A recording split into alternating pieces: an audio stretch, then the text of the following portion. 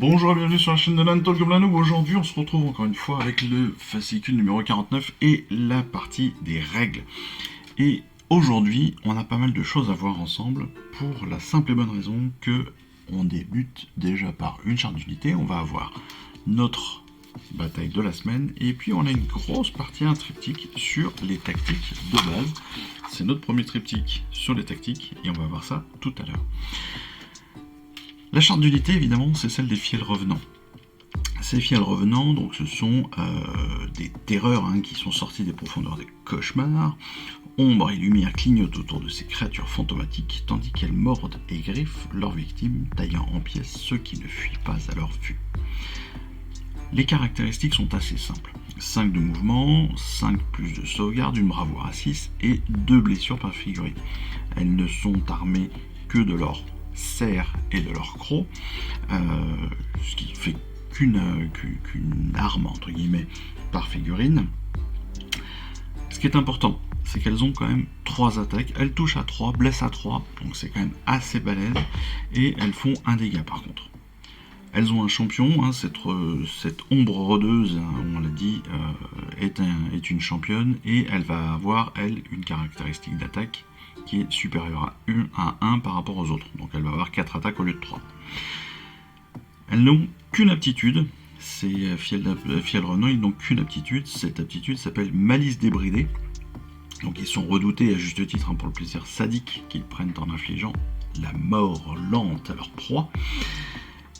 Et cette aptitude, en fait, elle permet, donc si leur jet de touche non modifié pour une attaque de leur cerf et croc est de 6, et bien la cible subit tout simplement une blessure mortelle. Voilà.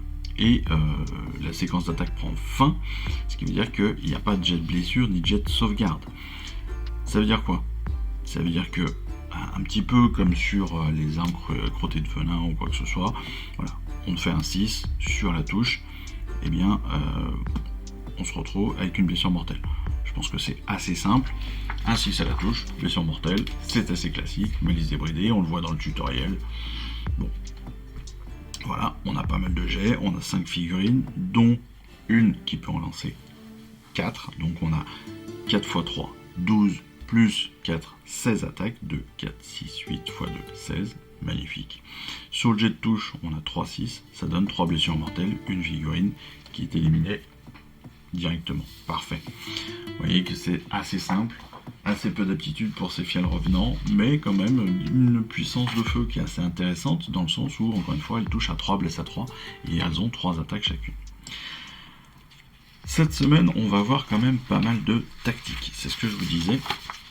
Donc, on va démarrer avec justement des tactiques spécifiques à certains personnages, comme maintenant on en a l'habitude, et on va débuter avec le Louvre Boss. Le Louvre Boss, qui sont des seigneurs de guerre des villes du fil obscur, des Gloomspites.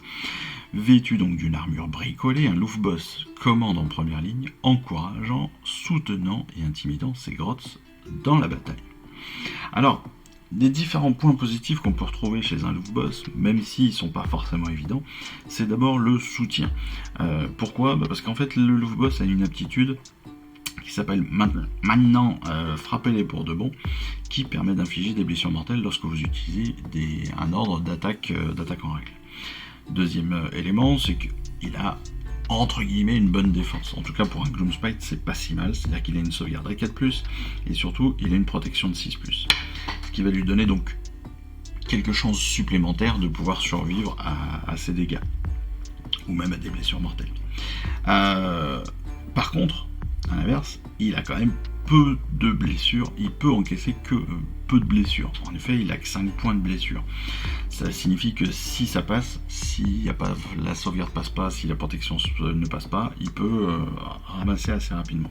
Par contre, ce qui est intéressant, c'est que voilà, en termes de positionnement, on va souvent le positionner au cœur de la mêlée avec des unités pour qu'il puisse justement les aider et les accompagner en soutien avec son aptitude. Ensuite, on passe au chaman. Le chaman fongoïde, lui, en fait, c'est un sorcier étrange qui prétend être la parole, le porte-parole de Mork. Il eut des ordres aux unités sur les champs de bataille, guidant les villes hordes vers leur objectif. Leur magie est aussi puissante que leur commandement, et au combat, il frappe l'ennemi avec des sorts redoutables. Et c'est là que l'on va avoir vraiment ses points positifs, c'est que, en effet, il a des sorts intéressants, dont un qui est la spore mordante, qui inflige des blessures mortelles à tous ses ennemis proches, donc ça c'est plutôt pas mal. Et puis une fois par bataille, il va pouvoir aussi il va pouvoir bouffer un champignon en fait, qui va lui permettre de lancer un sort supplémentaire. Donc ça peut être intéressant. Il est aussi sournois, parce qu'il permet de générer des points de commandement supplémentaires, hein, en tant que porte-parole de Mork. Et puis son Squigaspore va lui permettre aussi de le protéger un petit peu, et de lui éviter de se faire tirer dessus, parce qu'en fait il va encaisser des coups à sa place. Par contre il est fragile, ce chaman, parce qu'il n'a une sauvegarde que de 6, il n'a que 5 blessures. Donc ce que l'on va faire techniquement, tactiquement, c'est qu'on va le mettre plus en retrait par rapport au Louvre Boss. Lui, le chaman, on va le mettre en retrait pour qu'il puisse justement attaquer de loin, pour qu'il puisse lancer ses sorts un peu plus tranquillement, sans trop risquer de se faire attaquer par les unités ennemies. Voilà. Malgré tout, le fait qu'il ait des sorts intéressants on va aussi pouvoir l'amener un peu plus proche à un moment ou à un autre dans la bataille pour tenter de faciliter l'accès aux unités adverses pour les taillader. Pour les tactiques de base, en fait, dans ce triptyque, évidemment, on va nous présenter plusieurs choses. Il faut savoir que, alors, ils nous le disent très très bien dans la base, hein, les tactiques de base vont pouvoir fonctionner avec toutes les unités. Ça c'est important, c'est juste que là, évidemment, ils nous présentent avec des unités qui sont présentes dans Stormbringer. Ça paraît assez logique. On va débuter avec les déploiements. Pourquoi est-ce qu'on débute sur les déploiements ? Parce que c'est en fait techniquement la première chose que l'on va faire. Donc, on va avoir différents types de déploiements. Des déploiements proches, des déploiements distants et des déploiements, ce qu'on va appeler asymétriques. Asymétriques, c'est-à-dire qu'ils n'auront pas la même position, pas la même forme. Déploiement proche, c'est principalement quand vous avez vos 3 tapis de bataille, que vous êtes opposés sur les grandes longueurs. Vous voyez que les distances entre les deux camps sont assez courtes. Donc pour ça, on va faire attention, évidemment, à comment est-ce qu'on va déployer ces unités pour être à la fois assez proche de son ennemi, en capacité d'atteindre aussi les objectifs rapidement, mais aussi de pouvoir potentiellement leur tirer dessus le plus rapidement possible, en tout cas dès le premier tour. Pour les déploiements distance, c'est un petit peu la même idée, mais il se peut qu'on ne puisse pas atteindre tous les objectifs. Si je suis l'ordre, cet objectif sur la gauche va être forcément plus compliqué à atteindre. Donc mon but, ça va être quand même de maximiser l'atteinte des objectifs dans un premier tour, peut-être pour gagner un maximum de points dès le départ, et puis d'essayer malgré tout d'aller pouvoir essayer d'atteindre avec des tirs les plus lointains possibles, d'aller tenter d'atteindre mon adversaire le plus rapidement possible. Voilà, ça va être aussi de prévoir comment est-ce que je vais faire mes déplacements futurs pour me mettre en sécurité, pour mettre mon adversaire en danger, etc., etc. Encore une fois, tout doit être pensé, réfléchi, pour éviter qu'on ait des replacements à faire au milieu de notre combat. On va dans les déploiements asymétriques, donc encore une fois, là on a le territoire, dans l'exemple qu'on nous donne, hein, c'est le territoire de l'ordre qui est sur les deux côtés, le territoire de la destruction qui est en plein centre. On va avoir chacun des désavantages et des avantages. Là, pour l'ordre, par exemple, on n'a aucun objectif, alors que la destruction aurait déjà les 3 objectifs en contrôle. À l'inverse, on aura plus de place pour se déployer, si on est l'ordre par rapport à la destruction, donc potentiellement plus de tactiques possibles, donc potentiellement aussi plus d'avantages à se positionner pour pouvoir tirer sur la destruction qui est au milieu. Voilà, donc encore une fois, tout cela, il va falloir y penser dès le départ pour que lorsque vous vous déployez, lorsque vous mettez vos figurines sur la table et lorsque vous commencez à jouer, eh bien vous puissiez être le plus efficace possible dans vos premières actions. Et ça se retrouve aussi, donc ce déploiement, il va se retrouver évidemment, je vous le dis, dans vos actions. En effet, on va prendre en compte les mouvements.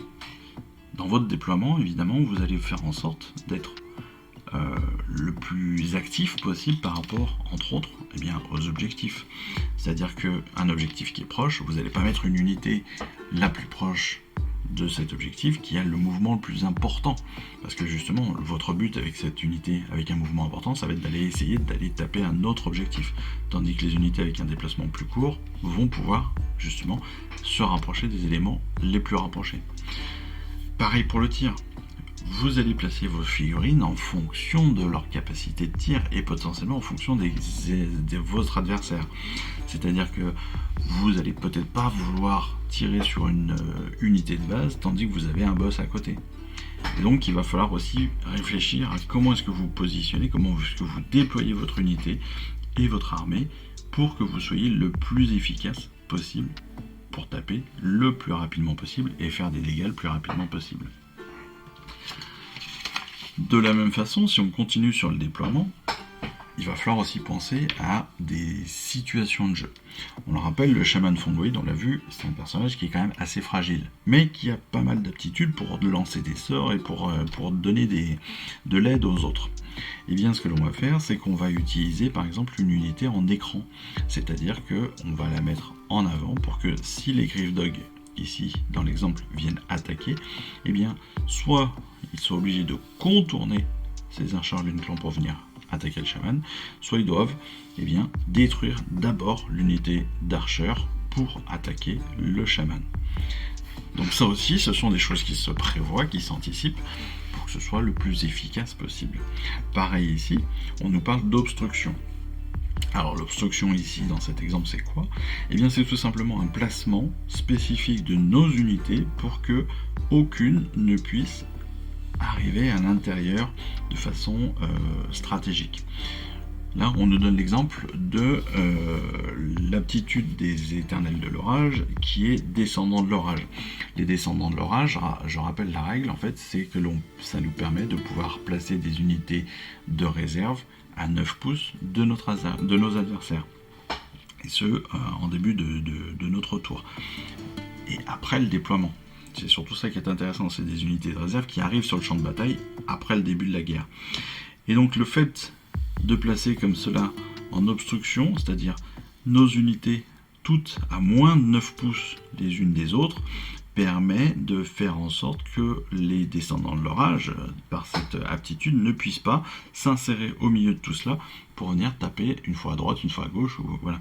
Ça permet de protéger en fait un petit peu toutes les unités, ou en tout cas le boss qui est au milieu, et de faciliter comme ça une défense, soit d'un objectif, soit d'un personnage en particulier. Voilà, c'est encore une fois plein de petites choses comme ça qu'il faut penser à la base, qu'il faut déjà réfléchir lorsque l'on se déploie. Ensuite, on a aussi ces tactiques pour les objectifs, bien évidemment. Pourquoi ? Parce que, on le sait, il faut aller contester, il faut aller contrôler des objectifs. Donc, qu'est-ce que l'on va faire ? Eh bien, on va aussi réfléchir à quelles unités je vais aller utiliser pour contester un objectif. Pourquoi ? Parce que je prends cet exemple-là, encore une fois, celui qu'on nous présente. On a 10 égorgeurs et en face on a 4 prétors. Même si les prétors sont assez forts, même s'ils peuvent être considérés comme 2 figurines chacune, 2 figurines de contrôle ou de contestation, et bien si on a 10 égorgeurs, on va être en supériorité par rapport à ces 4 prétors. Donc peut-être qu'il est plus intéressant d'envoyer ces 10 égorgeurs dans un premier temps pour aller contester l'objectif, gagner le point d'objectif et empêcher les prétors de le gagner eux, même si derrière on sait qu'on risque de prendre une petite tarte et de se faire éliminer pas mal de figurines. En attendant, c'est peut-être un moyen de gagner les points d'objectif et de sauvegarder et d'occuper en plus des unités intéressantes adverses. Pareil pour le contrôle, on sait que pour le contrôle, pour aller contester un objectif, on n'a pas besoin d'être entièrement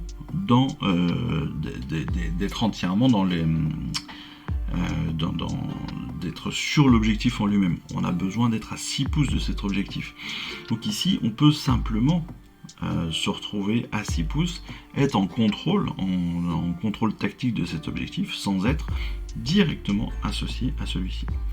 Pareil, on peut aller faire ce qu'ils appellent eux ici des mouvements gagnants. Un mouvement gagnant, ça va être quoi? Ça va être tout simplement le fait d'agir en fonction, de se déplacer en fonction de nos caractéristiques. Ici, on a 5 silver revenants contre 3 embrocheurs. Les 3 embrocheurs, jusqu'à maintenant, contrôlaient l'objectif ici. Sauf que les silver revenants, en chargeant et en venant ici, donc en engagement contre ces embrocheurs, viennent prendre possession en même temps viennent prendre le contrôle de ces objectifs parce qu'ils sont plus nombreux que les embrocheurs. Tout cela vraiment a un point important, il y a un poids important dans les victoires possibles dans notre bataille. Enfin, dans la tactique, il est important de prendre en compte ce que l'on appelle le double tour. Le double tour, je le rappelle, c'est la possibilité qu'on peut avoir de finir un tour et de débuter le tour suivant. Ça, c'est intéressant. Pourquoi? Parce que, encore une fois, si vous finissez un tour et que vous commencez le tour suivant, techniquement, vous jouez 2 fois de suite, sans intervention de votre adversaire. Et c'est ça qui est intéressant. Donc, si on joue le premier tour de la bataille, le double tour, ça va être d'être le second au premier tour et d'être le premier au deuxième tour.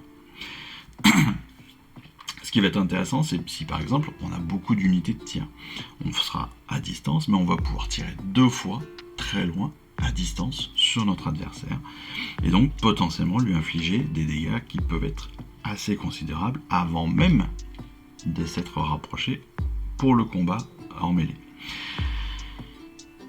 C'est plutôt intéressant. C'est plutôt intéressant. De même que sur les sorts, avoir un double tour, ça veut dire aussi potentiellement vous permettre de lancer 2 fois les sorts, de vous permettre d'avoir des aptitudes qui vont être utilisées 2 fois de suite. Ça peut être encore une fois très très très intéressant en termes de dégâts. Enfin, il n'y a pas que des avantages au double tour. Et c'est aussi pour ça que c'est tactique, un double tour, c'est pour ça que tous les tours sont tactiques en fait dans Age of Sigmar. C'est que je vous rappelle que vous avez des points de commandement qui rentrent en jeu. Ces points de commandement, je le rappelle aussi, le premier qui joue dans un tour a 1 point de commandement et le second a 2 points de commandement. Ce qui veut dire que avoir 2 tours, avoir un double tour, c'est intéressant, mais ça ne vous permet d'en avoir que 3 points de commandement au total. 2 pour le premier et 1 pour le second. Alors que si vous allez jouer 2 fois en deuxième, eh bien vous allez prendre 2 points de commandement pour le premier tour et 2 points de commandement pour le deuxième tour. Donc là aussi, c'est une réflexion. Soit on va optimiser et tenter de faire un maximum de dégâts, soit alors on va profiter du fait d'avoir plus de points de combat, plus de points de commandement. Voilà. Ces points de tactique, honnêtement, sont très importants à être intégrés. Parce qu'encore une fois, que ce soit en termes de déploiement, que ce soit en termes de contrôle d'objectif ou de cette gestion de double tour, tous ces points sont essentiels dans la victoire de notre armée pendant une bataille. Et justement, parlons de la bataille de la semaine, qui est toujours sur notre campagne qui s'appelle Reconnaissance, et cette bataille de la semaine, ce plan de bataille s'appelle Bois Sombre. Donc Janna le Vif s'approcha de l'épais bosquet, il était si dense que la canopée bloquait la lumière du soleil, plongeant les bois dans un crépuscule permanent. Alors que les yeux de Janna s'habituaient à la pénombre, il identifia l'agitation un peu plus loin. Au milieu de l'épaisse végétation, des grottes s'activaient dans tous les sens avec un sens de l'organisation surprenant. Il observa une des petites créatures qui utilisait un outil primitif en bois pour creuser une fosse, tandis qu'un autre affûtait les pieux. Plus loin, d'autres pièges étaient installés, à base de filets, de branchages. Tapis dans les ombres, Janna restait prudent, mais il en avait vu assez. Les grottes préparaient une attaque, et plus il leur laisserait de temps, pire ce serait. Leurs pièges pouvaient être imprévisibles, mais ils étaient presque toujours mortels. Il recula, marquant sa cachette d'un signe secret, avant de retourner auprès de l'autre éclaireur qui attendait non loin, surveillant ses arrières. « Vite !» souffla le Vif. Retourne prévenir la patrouille. Si elle arrive à temps, elle pourra surprendre quelques grottes et éviter une sacrée embuscade. Dépêche-toi !» L'éclaireur acquiesça et fila. Janna contempla les arbres en priant pour que les renforts arrivent bientôt. Donc on l'aura compris évidemment, on va être sur une embuscade. On va retrouver évidemment l'opposition alliance de l'ordre contre alliance de la destruction, comme d'habitude. Donc une patrouille de l'ordre est tombée sur un détachement de la destruction, occupé à poser des pièges. Ces derniers bloquent le chemin vers les ruines du Hardin, de l'autre côté du bois. Les forces de l'ordre doivent donc attaquer avant la fin de l'embuscade, et si elles gagnent, la voie sera dégagée vers les vestiges mystérieux. Si elles échouent, bien évidemment, le trajet vers leur objectif deviendra bien plus dangereux. On va retrouver donc dans l'ordre la branche enchanteresse, les 5 fiels revenants, évidemment, le char foudroyeur, et puis 2 options maintenant, on en a l'habitude. La première option, c'est soit la chevalerie Arcanum, soit le seigneur impératant, et en option numéro 2, soit 5 Silver revenants, soit 5 vigileurs. Pour la destruction, le boss qui tue a trouvé l'endroit parfait pour tendre une embuscade aux forces de l'ordre. Mais une patrouille a surpris ses troupes avant qu'elles ne finalisent leur piège. Les 2 camps doivent maintenant s'affronter.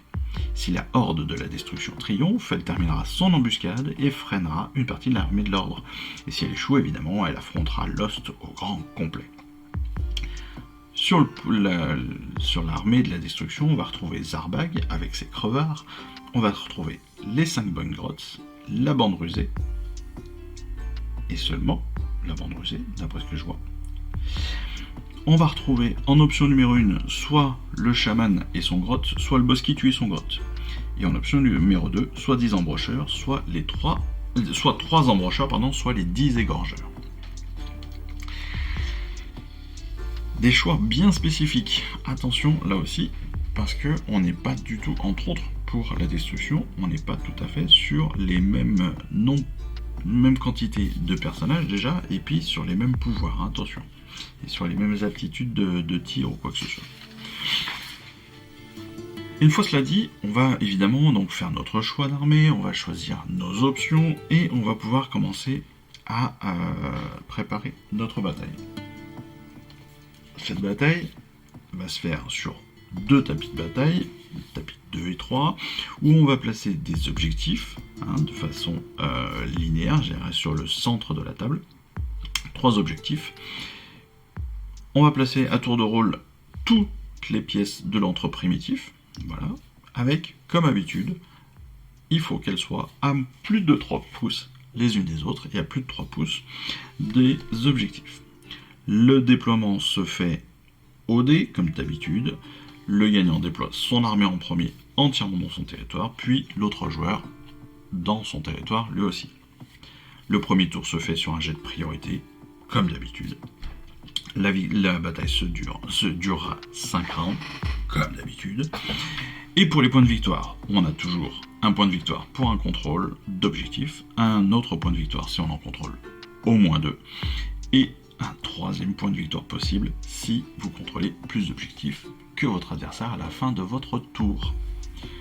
La règle spécifique, la règle spéciale de cette bataille s'appelle pénombre étouffante. La forêt semble se refermer sur les combattants, noyant le soleil et le champ de bataille dans une pénombre étouffante. En fait, lors de cette partie, on va tout simplement réduire les caractéristiques de portée de toutes les armes à projectiles à 6 pouces. Attention, ça veut dire qu'il va falloir vraiment prévoir aussi dès le départ quelles sont les meilleures armes pour moi, quelles sont les plus intéressantes, parce que 6 pouces, c'est pas très long, on le rappelle. De plus, on va réduire de 1 la caractéristique de bravoure de toutes les unités qui pourront tirer. Ça aussi, c'est des choses qu'il faut anticiper et qu'il va falloir préparer. Les actions majeures de la semaine. Je rappelle les actions majeures, qu'est-ce que c'est ?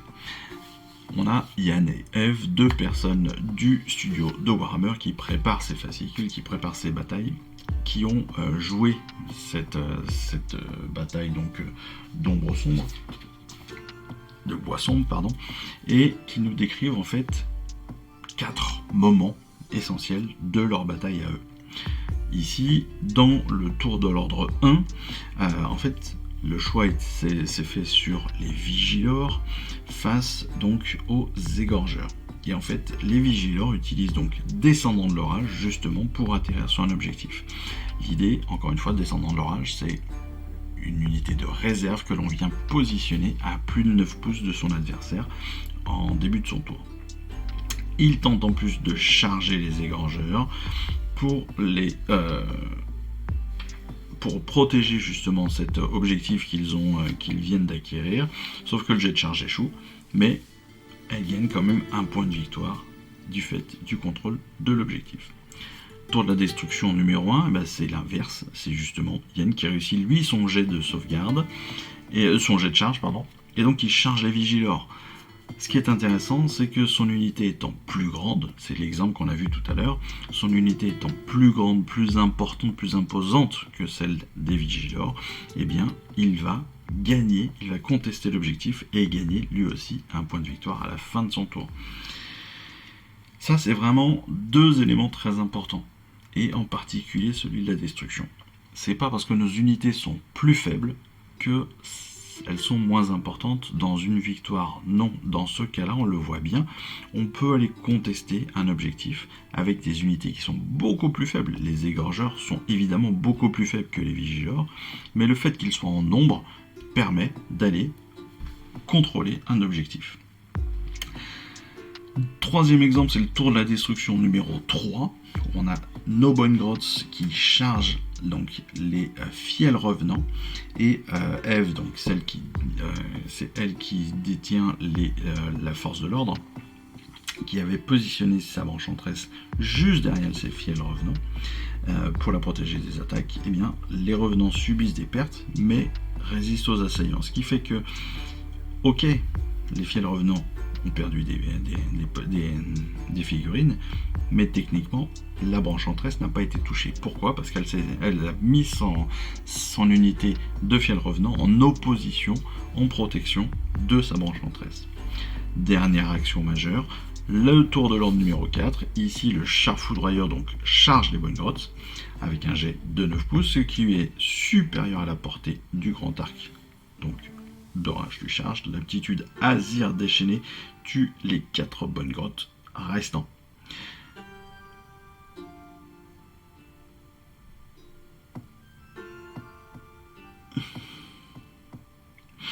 Donc, quel est l'intérêt là ? C'est que dans cette partie-là, avec cette règle qui interdit de pouvoir tirer à plus de 6 pouces, eh bien, il a